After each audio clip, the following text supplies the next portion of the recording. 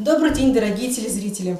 Вас приветствует команда Темлет Татлы Татарстан из Лениногорского детского дома.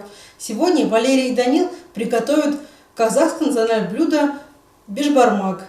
Для начала Валерий познакомит нас с историей возникновения этого блюда. Бешбармак – национальное казахское блюдо из отварного мяса, теста и наваристого бульона. Если перевести дословно, биш по-казахски 5, а бармак – пальцы. Название этого блюда означает 5 пальцев, потому что в те времена, когда оно появилось, у казахов было принято есть руками. У этих народов без бешбармака не обходился ни один праздник. Традиция мелко крошить мясо имеет особое значение и древние корни. Это знак уважения хозяев к гостям, особенно к пожилым. Им трудно разжевывать крупные куски. Плохо накрошенное мясо в бешбармаке расценивается гостям как неуважение к ним. Спасибо, Валерий, ты очень подробно рассказала о блюде. Пора приступать к приготовлению. Первым делом промытое мясо мы ставим в холодную воду и потом ставим вариться. Когда вода закипит, надо убрать пену и убавить огонь. А пока варится бульон, готовим тесто для лапши. Кладем 3 яйца, затем воду 9 ложек и муку. И затем все это перемешиваем.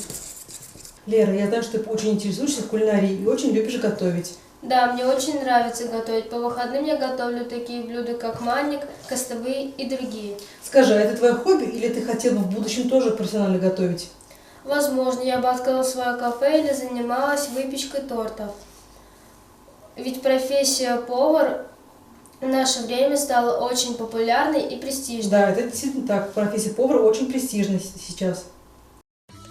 Особое значение эта профессия получила в наш век скоростей. Люди, нацеленные на карьеру и успех, не успевают готовить пищу в домашних условиях. Да и не каждый человек имеет возможность дома полакомиться национальным блюдом какой-либо страны, отведать шедевры экзотических кухонь. А если вспомнить, что пища для человека – это не только источник энергии и питательных веществ, но и огромное вкусовое удовольствие, то станет ясно, что человек, который может придать пище восхитительный вкус, аромат и вид, будет пользоваться большим спросом на свои услуги. К тому же не стоит забывать, что повара требуются не только в кафе и рестораны, но и в такие заведения, как детские сады, школы и больницы. Тесто хорошо вымесили и положили в пищевую пленку на 20-30 минут.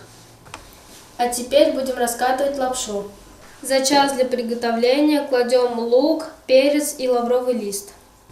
Тонкое раскатное тесто нарезаем на ромбики. Тем временем мясо и бульон уже сварились. Достаем мясо и процеживаем бульон.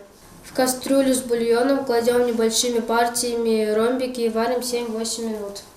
Отваренную лапшу вынуть шумовкой, переложить на дуршлаг, чтобы вода стекала. Перемешать не с большим количеством сливочного масла, чтобы не склеились. Теперь приступаем к оформлению блюда. На широкую тарелку выложить отварные ромбы, располагая их ближе к краям тарелки. По центру тарелки уложить мясо, сверху посыпаем луком или петрушкой. Готовому бешбармаку подаем разлитый по пиалам или суповым тарелкам горячий бульон, посыпанный рубленой зеленью. Наше национальное блюдо бешбармак готово. Приятного аппетита!